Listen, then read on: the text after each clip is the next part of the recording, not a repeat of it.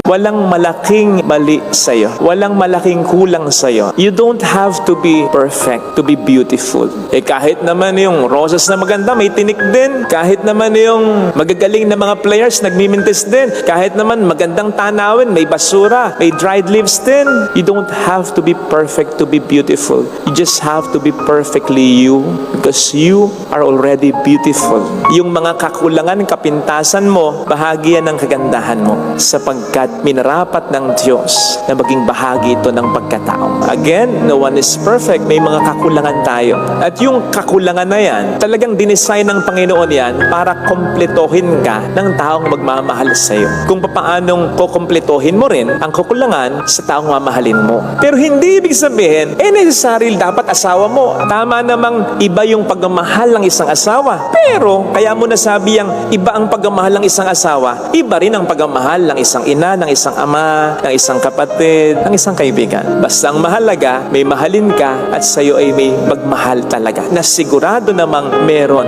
naniwala ka.